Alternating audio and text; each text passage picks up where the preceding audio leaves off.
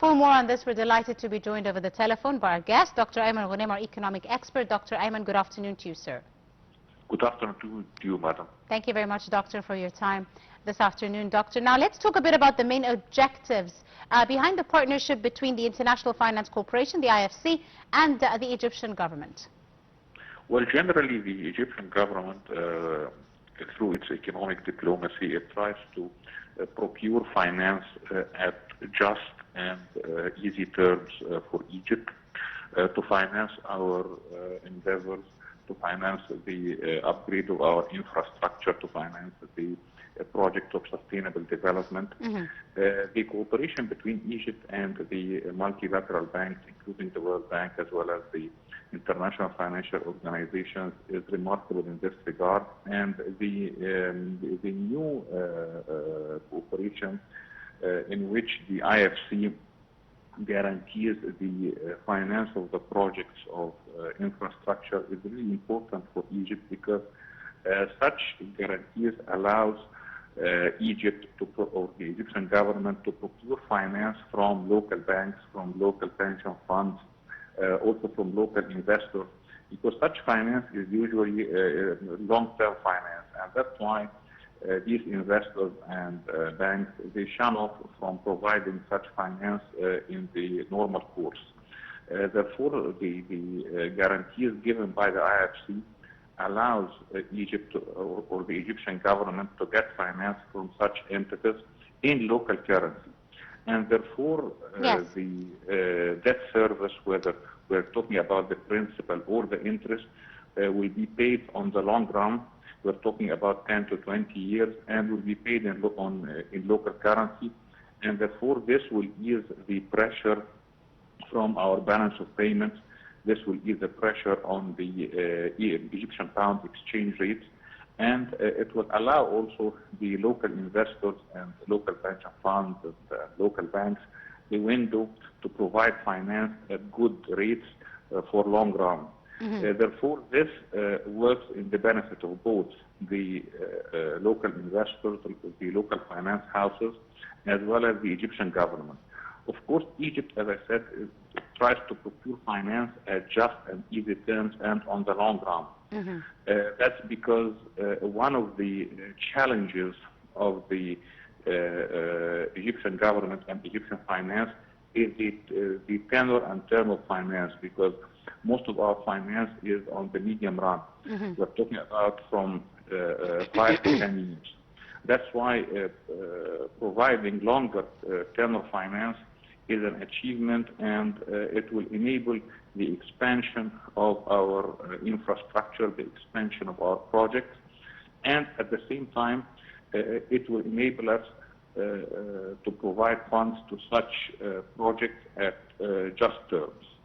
Dr. Ayman, let's talk a bit about some of the sectors that are expected to benefit the most, in your opinion, from this new infrastructure financing mechanism.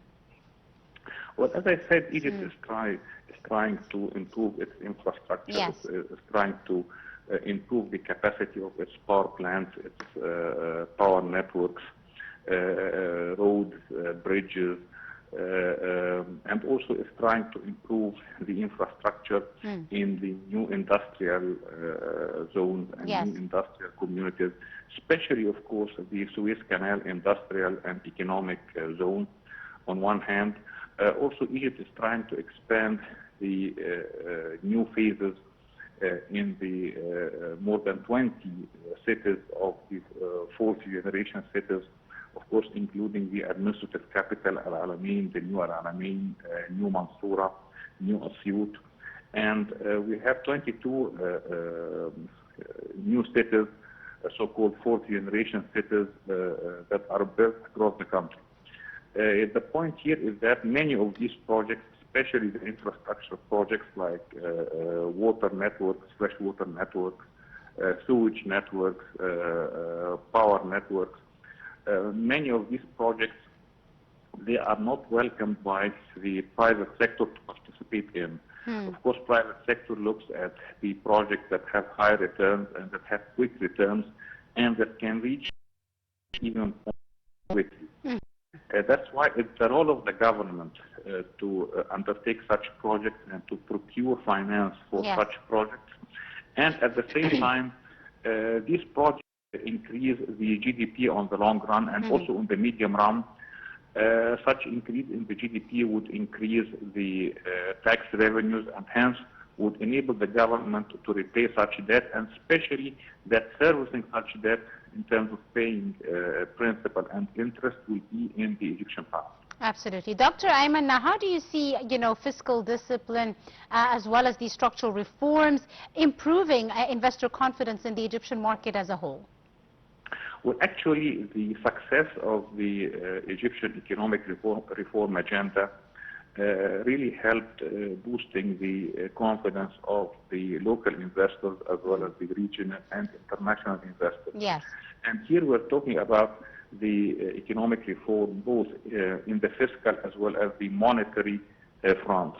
Talking about the fiscal front and the fiscal discipline, of course, Egypt was able to improve the budget deficit from around 13.9% of the GDP in 2013 to around 7% of the GDP in the present fiscal year that will end on June 30th, 2026, and targeting 4.9% in the upcoming fiscal year that will end on June 30th, 2027, as well as generating the so-called primary surplus, which is the revenues minus expenses without looking at the debt service, which is the interest expense.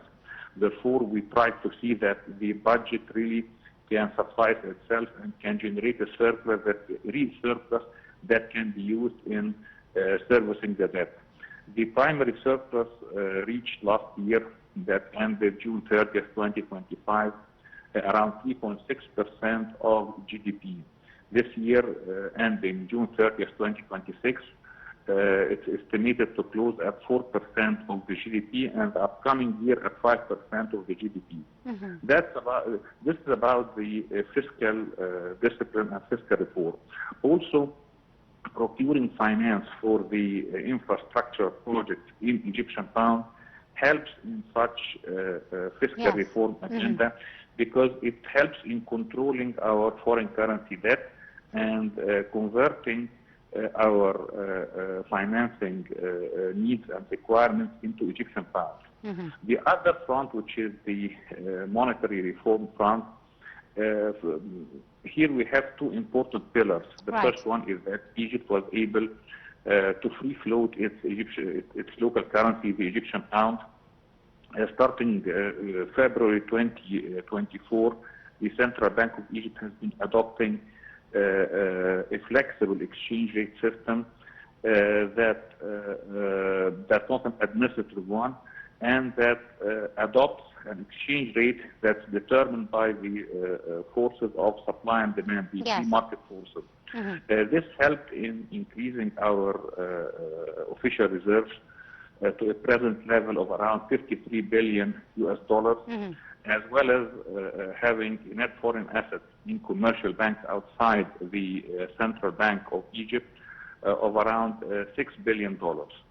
Of course, such levels are considered to be the highest in the Egyptian history, and such levels were achieved because of the confidence of the investors and the Egyptians abroad and the exporters, their confidence in the free float exchange rate system that's adopted by the central bank, and this allows them to bring back the foreign currency inflows to the banks.